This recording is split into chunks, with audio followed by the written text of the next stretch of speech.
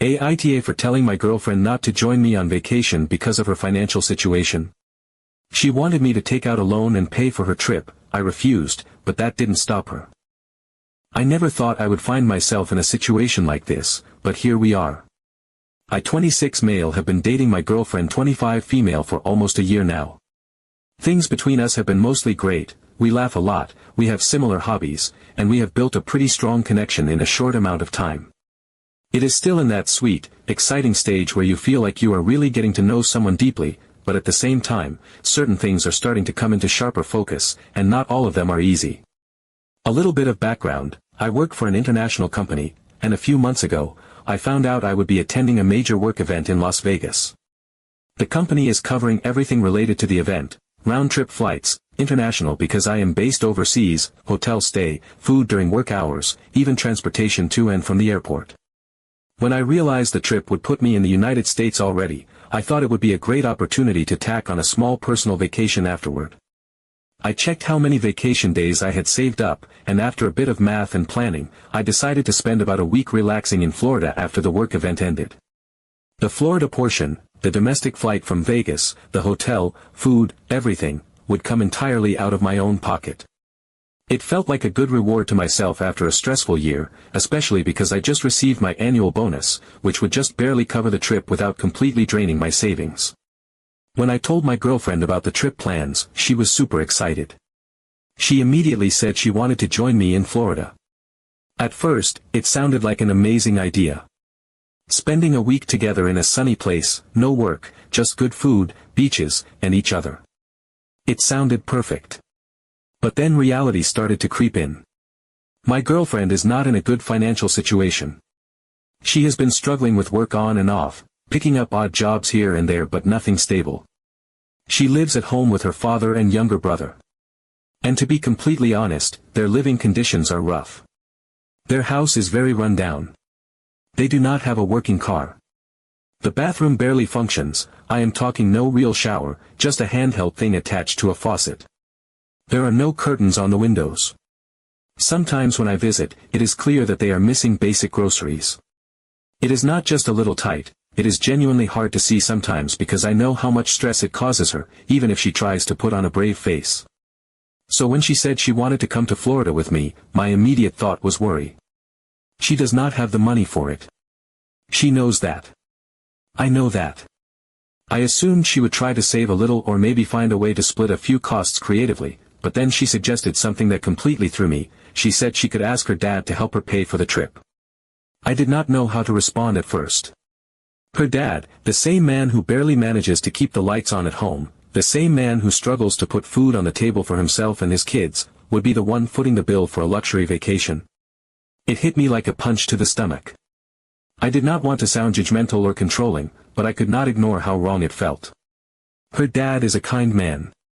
He has always treated me respectfully when I visited, and I know he loves his kids fiercely. But he is drowning. Financially, emotionally, in every sense of the word. He works long hours at a physically demanding job just to keep their heads above water. It would crush me to think he was selling off something valuable, maxing out a credit card, or skipping bills just so his daughter could sip cocktails with me on a beach for a week. I tried to gently bring up my concerns, but she brushed them off. She said her dad would want her to have this experience, that he would find a way. The more she insisted, the heavier the feeling in my chest grew. It was not just about the money. It was about priorities. It was about the fact that there were literal holes in the walls of their house, that they covered their windows with taped-up bedsheets, that sometimes she vented to me about skipping meals when things got bad. How could I pretend it was okay for her to spend hundreds or thousands of dollars she did not have on a vacation when her basic living conditions were so precarious? It made me start questioning other things too. How could I trust that she would be financially responsible in a future we might share? If she was willing to accept money from her struggling father for something so obviously non-essential, what would that mean later on when bigger financial decisions came into play, mortgages, emergencies, children? I do not want to make her feel like she cannot have nice things. She deserves good things. She works hard and she has been dealt a tough hand. I want to take her on trips in the future when we are both in a better place. But this particular trip feels wrong. It feels irresponsible. It feels selfish, even if it is coming from a place of excitement and hope rather than greed. I have not fully told her no yet. I have been stalling, saying things like, let's see how work goes first, or, we can talk about it closer to the date. But the date is getting closer, and I know I have to be honest with her soon. I am terrified she will take it as a sign that I do not want her there. That is not true. I would love nothing more than to walk the beaches of Florida hand in hand with her, to wake up next to her in a sunny hotel room, to make memories we would treasure forever. But not like this. Not at this cost. I know some people might say it is not my business where she gets her money. But when someone you care about is willing to dig their family deeper into hardship just to come hang out with you for a few days, it feels like you cannot just shrug and say, well, it is her problem. It is not just her problem if I am the reason it is happening. Part of me wonders if she genuinely does not see how bad things are. Maybe she has gotten so used to surviving in those conditions that spending borrowed money on a trip feels normal, even justified. Or maybe she feels desperate to hold on to good things, to grab happiness when she can. I do not know. All I know is, the idea of her asking her struggling father for money to lie on a beach for a week with me while there are no curtains in their home makes me feel sick. So here I am, stuck between a rock and a hard place, trying to figure out how to tell her, I love spending time with you, but this is not the time. You deserve better than this. Your family deserves better than this.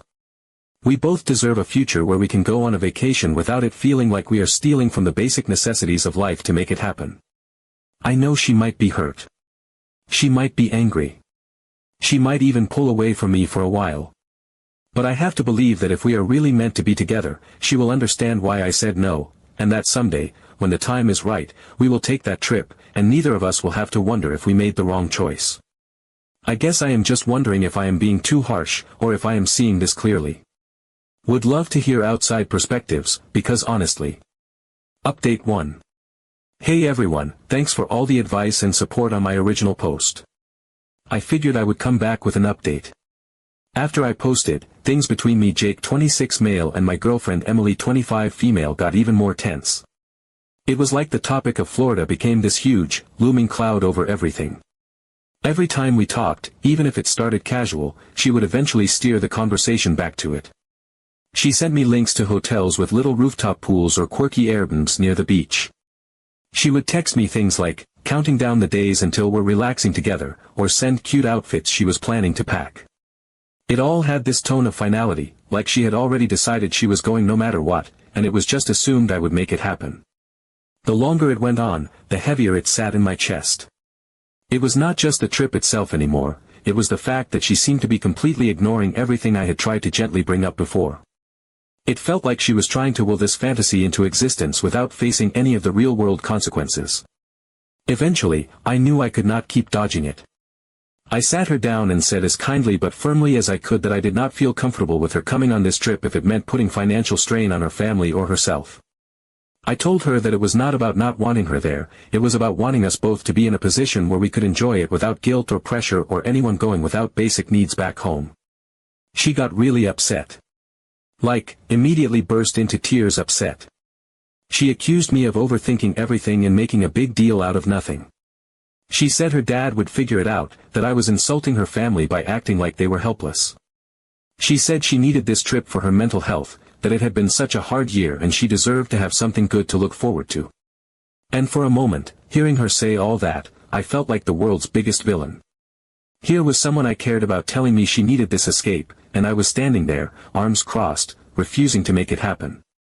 But then she said something that completely shifted everything for me. She suggested that if I was so worried about her dad's finances, I could take out a small personal loan to cover her costs. I just sat there blinking at her, completely stunned. It was one of those moments where time slows down a little bit because your brain is trying to catch up with what you just heard. I could not believe it. She was not joking. She was dead serious. She wanted me to go into debt to fund a vacation for her. I told her absolutely not. I said that if we could not afford a trip together comfortably, we needed to wait. That is how responsible adults handle things. You live within your means, you save for what you want, you prioritize needs over wants. I tried to say it as calmly as possible, but inside, something in me shifted permanently. It was like a curtain got pulled back and I suddenly saw our dynamic with complete clarity. She called me selfish. She said I was making her feel like a burden, like she was some charity case I did not want to help. She said if the roles were reversed, she would move mountains to make me happy. I did not know what to say to that because in my mind, moving mountains would mean encouraging your partner to be smart and responsible, not asking them to take on unnecessary debt for a week of beaches and cocktails. The conversation ended cold. We both just kind of sat there, not really looking at each other, not knowing what to say next. Eventually, she got up, said she needed some air, and left. I sat on my couch for a long time afterward, just staring at the wall, turning everything over in my mind. This was not just about a trip to Florida. This was about how differently we saw life, responsibility, money, even partnership. It made me think about the future. About the kind of life I wanted to build. I want a partner who is willing to delay gratification when needed, who can recognize that sometimes you have to make boring, mature choices instead of chasing instant happiness.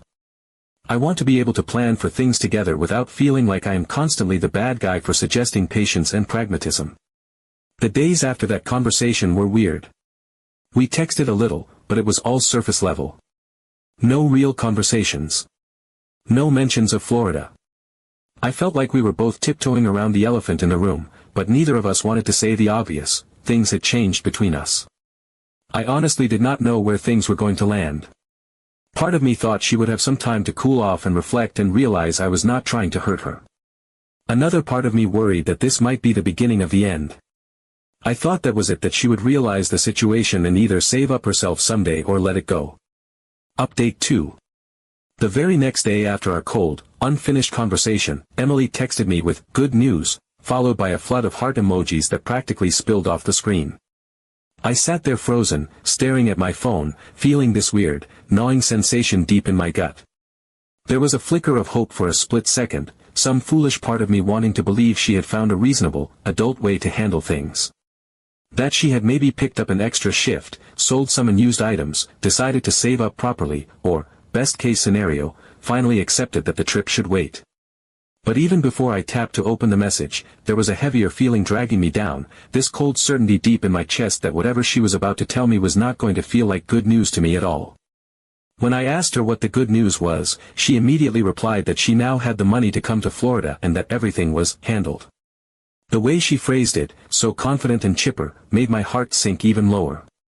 Alarm bells started blaring in my head so loudly it felt like my ears were ringing. My shoulders tensed, my pulse picked up, and every nerve ending in my body seemed to spark to life with a primal, wordless warning. I asked her, trying to keep my message neutral, where she got the money from, already knowing deep down in places I did not want to admit that the answer was going to be bad. That is when she casually dropped the bombshell that shattered whatever was left of my trust in her. She said she had taken out a loan, in my name. At first, I could not even process what she was saying. It felt like reading a sentence written in a language I did not understand. I sat there blinking at the words, willing them to rearrange themselves into something less horrifying. In the back of my mind, I tried to rationalize, to convince myself that there had been some huge misunderstanding, that she had maybe co-signed for something minor in her own name, or gotten some payday advance on her own credit, or anything that did not involve using my identity without my permission. But no. When I pressed for clarification, she explained it all in this almost cheerful, dismissive tone, like she was recounting some harmless little white lie she had told to surprise me. She said she figured I was too busy, too stressed, too caught up in work and life to deal with the hassle of paperwork. She said that since we were practically a team now, her words, still burned into my memory, she decided to go ahead and do it herself, as a surprise. She said it like she had bought us concert tickets on a whim or planned a cute weekend getaway. She said it with pride, like she was expecting me to be touched by the gesture, grateful even. Somehow, over the past year we had spent together, she had quietly gathered enough personal information about me to make it happen. My full name, my home address, my date of birth, all things you share in passing when you trust someone, when you believe they would never weaponize that trust against you. She must have pieced it together slowly, bit by bit, and used it to apply for a personal loan online without my knowledge, without my consent. It was not some massive six-figure scam, sure, but it was still several thousand dollars that would have been legally tied to me, damaging my credit, my financial future, and my peace of mind. I felt like the floor had completely fallen away beneath me. My heart was racing so fast it hurt. My hands were shaking. My mouth went dry. I genuinely thought I might throw up.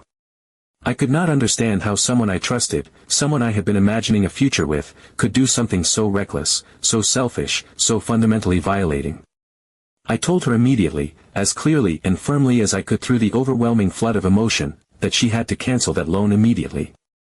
That what she had done was not just irresponsible or immature, it was illegal. It was identity theft. It was fraud.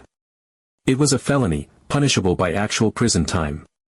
I expected her to break down, to realize the enormity of what she had done, to be horrified at herself. Instead, she doubled down without a flicker of remorse. She said I was overreacting. She said I was being too sensitive and that I did not understand the bigger picture. She said she did it for us.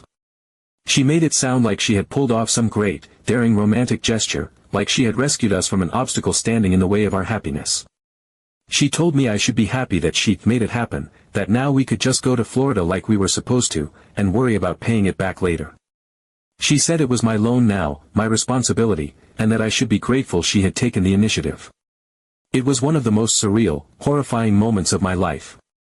Standing in my kitchen, phone pressed to my ear, listening to someone I loved explain how committing a crime against me was supposed to be an act of devotion. I felt like I had stepped into some kind of twisted alternate universe where betrayal was loyalty, where theft was affection, where my boundaries, my safety, my autonomy were all just inconveniences to be brushed aside if they got in the way of what she wanted. I told her, forcing every molecule of my being to stay calm, that I was done. Completely done. I told her she needed to cancel the loan if it was not too late. That if she refused, I would have no choice but to protect myself legally. I was not issuing an empty threat. I was not bluffing. For the first time in the entire relationship, I realized with perfect clarity that my safety, my actual future, depended on getting as far away from her as I could. She rolled her eyes, dismissed me, told me I was being dramatic. I told her I was not being dramatic. I was being sane. She tried to argue, tried to spin the situation into a romantic misunderstanding between two people who loved each other. She said we could figure it out later, that there was no need to get outsiders involved. But by then, I was already gone in my mind. Already closing the door. We did not talk again that night. I sat alone in my apartment, surrounded by the small, familiar things that used to make me feel safe, the books on my shelf, the photos on my walls, the soft glow of my desk lamp, all of them now feeling strangely alien, as if even my own space had been tainted by what had happened. I sat in the silence, hearing nothing but the low hum of the refrigerator and the distant sounds of traffic outside, and I replayed everything over and over in my mind. The casual way she had said it. The pride in her voice. The utter lack of understanding about how serious it was. I thought about every conversation we had ever had about money, about goals, about trust and partnership. I thought about the small warning signs I had ignored, the little moments that had felt off but I had brushed aside because love is supposed to be about patience, about giving the benefit of the doubt. I realized how many little compromises I had made without even noticing. How many quiet warnings I had silenced inside myself because I wanted so badly to believe in us. I knew I could not waste time. I needed to act. I needed to protect myself. I needed to contact the loan company immediately and find out exactly what had been done in my name. I needed to check my credit, freeze my accounts, change every password I could think of, file fraud alerts, prepare to file a police report if necessary. I needed to start cleaning up the damage before it spread any further, before the roots of what she had done sank deeper into my life. I barely slept, trying to figure out what steps I needed to take to protect myself. Update 3. The next day, I woke up to another text from her. It was early, earlier than she usually texted, and for a moment my stomach twisted into knots again thinking about what new chaos I was about to wake up to. When I opened the message, it said she had thought about everything and decided to fix it. She told me she had gone back to the lender, explained the situation, and, somehow, miraculously, had been able to cancel the loan before the money was officially disbursed onto my credit report. She framed it like it was this grand romantic gesture, like she had slayed some dragon to win me back. Her exact words were, "See, I told you we could get through anything together," followed by an endless stream of heart emojis and little sparkle gifs. But honestly, Reading that message, I just felt hollow. There was no wave of gratitude. No warm rush of forgiveness. There was relief, sure. Relief that I would not have to spend the next several years cleaning up a financial disaster. Relief that I would not have to file police reports or hire a lawyer. Relief that my credit, my future, my sense of safety were still intact. But underneath that relief, there was this yawning pit of sadness. Because fixing the loan did not fix what had been broken. It did not erase the fact that she had thought it was okay to cross that line in the first place. It did not undo the violation of my trust, the casual way she had taken pieces of my personal information, the entitlement she felt over my future. It did not change the way she had twisted it into something she thought I should be thankful for, as if love meant erasing boundaries instead of respecting them. It scared me, honestly. How easily she had justified it to herself. How quickly she had decided that laws, ethics, and my very clear discomfort were all flexible if she wanted something badly enough. It made me wonder how many other lines she would cross in the future, how many other decisions would be made without me, for me, but against my will, under the excuse of love. Our communication has improved, technically speaking. We are civil. We talk about surface-level things. There are no screaming matches, no dramatic ultimatums flying back and forth. On the outside, it looks like peace. But underneath it all, something fundamental has shifted. There is a space between us now, wide and heavy, filled with all the things we are not saying. Filled with all the things I cannot forget. And for now, I am still going to Florida. Alone. Strangely enough, I agree with that decision more than anything else right now. It feels right. It feels necessary. I need to be away from the noise, away from the pressure, away from the sick feeling that has been living in my chest for the past few weeks. I need to sit on the beach, breathe in the salt air, stare at the endless blue of the ocean, and just be grateful. Grateful that I figured it all out before it got worse. Grateful that I caught it now, before bigger things were entangled. Grateful that no money was lost, no loans stuck to my name, no permanent scars carved into my credit. I am relieved that she did not spend any of her money or mine. But more than anything, I am relieved that I finally saw the full picture for what it was, and that I still have the chance to walk away while the door is open.